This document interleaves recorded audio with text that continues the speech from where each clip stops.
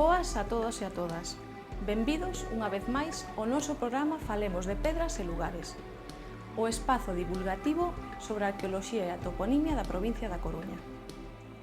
Na entrega de hoxe visitaremos o Castro de Baroña, un dos monumentos castrexos máis coñecidos da comarca de Noia, situado nas terras do concello de Porto do Son. A súa localización, nunha pequena península aos pés da praia de Area Longa, é unha característica afín a todos os castros de índole costeira. O substantivo area, procedente do latín arena, é símbolo de praia na toponimia tradicional do litoral mariño, como acontece no caso do termo areal. Por este motivo, o topónimo Area Longa resúltanos transparente en canto ao seu significado se refire. O Castro de Baroña foi escavado por primeira vez en 1933, e as escavacións continuaron en diferentes campañas ata o 1984, ano no que se consolidou o xacemento, que na actualidade goza do distintivo de Patrimonio Artístico Nacional. En canto ás construcións que forman o monumento do Castro de Baroña, hai que dicir que se caracterizan pola súa planta circular ou oval e a ausencia de portas e ventás, calidades peculiares dos castros en romanizar. Ademais, no istmo que une o monumento á terra foi atopado un foxo, que xunto coas posteriores murallas conformaban a defensa deste poboado, dividido a súa vez en dúas partes, unha inferior e outra superior. Como sabedes, os restos atopados nunha escavación son os que nos indican moitos dos datos sobre o modo de vida dunha civilización. Deste xeito, no caso de Baroña, vestixios como cunchas de moluscos, espiñas de peixes ou aparellos de pesca sinálannos que as artes mariñeiras xogaban un papel fundamental. Ademais, pezas de cerámica, obxetos de pedra, ouro, bronce e ferro, xunto cun forno dedicado á fundición destes metais, completan o conxunto dos elementos encontrados nas escavacións. Por outra banda, se queredes saber máis acerca deste poboado castrexo e todo o que está relacionado coa súa cultura, medios e organización, só debedes visitar o Centro de Interpretación do Castro de Baroña, situado no primeiro andar do antigo edificio do Concello de Porto do Son. Así, da man do arqueólogo Ángel Concheiro Coello, imos visitar este espectacular achado. Vémonos na próxima entrega de Falemos de Pedras e Lugares. Aburiño.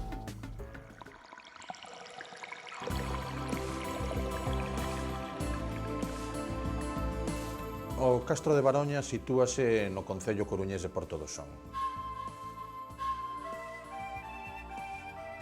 Porto do Son está situado na beira sur da ría de Muros e Noia, é un concello eminentemente costeiro. Nese lugar sitúase nunha pequena punta rochosa, unida a terra firme por un tombo de area, o Castro de Baroña, un poboado da Idade do Ferro realmente espectacular, para min, sen dúbida, o xacemento arqueolóxico, un dos xacementos arqueolóxicos máis fermosos de Galicia e a icona do seu patrimonio. O nome de Baroña, pola terminación oña, de entrada xa o delata como un topónimo prelatino. A raíz bar, que tamén é coñecida, hai moita toponimia prelatina con esa raíz, é controvertida, a pesar de que é coñecida, non concordan os estudosos sobre cal é o seu significado, porque por unha banda hai moitos indicios que levan a pensar que se trata de que contén información orográfica que fai referencia ao relevo, ou ben pode facer referencia á hidrografía, ás augas. No caso concreto do Castro de Baroña, que está ali posto na praia, pois é probable que sexa a primeira orográfica, ya que o emparenta con Barra e con Barrañán e con outras polo estilo. É moi probable que ese raíz bar de Baroña teñan tamén algo que ver co propio nome de todo o territorio, co topónimo Barbanza, que tamén lle sucede o mesmo, é controvertido, e nas hipótesis para a explicación de Barbanza son tamén esas dúas que comentei. Ou ben fai referencia á orografía, hoxe a xente chamalle Barbanza a toda esa serra que conforma a península e que ten o seu punto máis alto na Curota. Pero hai moitos estudosos que creen que na súa orixe Barbanza é un hidrónimo que fai referencia a un curso de auga destes que baixan precisamente desa serra e logo a partir dese curso de auga deu nome ao conxunto.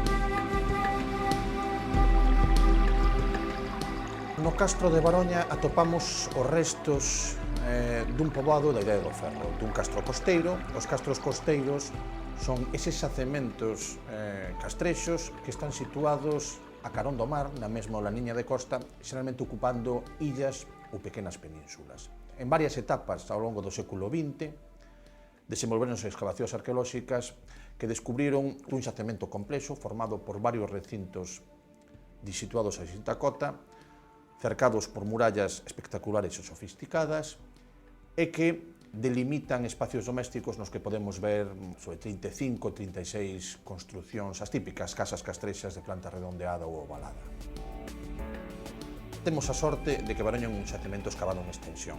Isto non é habitual no mundo da arqueoloxía galega, aínda que non é algo excepcional, pero a min gustame referirme sempre a Baroña como unha especie de libro aberto, non? Da Idade do Ferro en Galicia.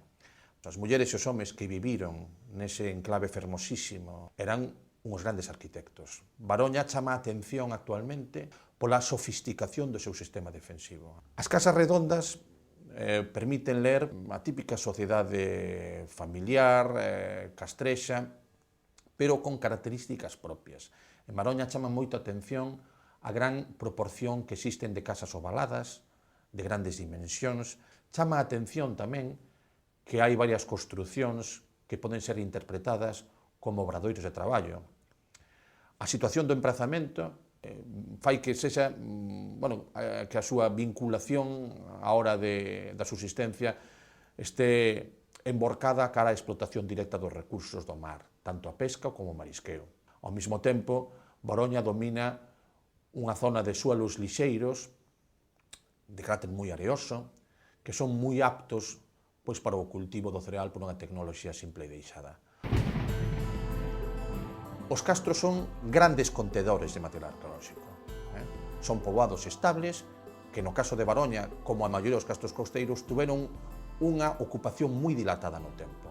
Eso crea moitísima cultura material no xacemento arqueolóxico.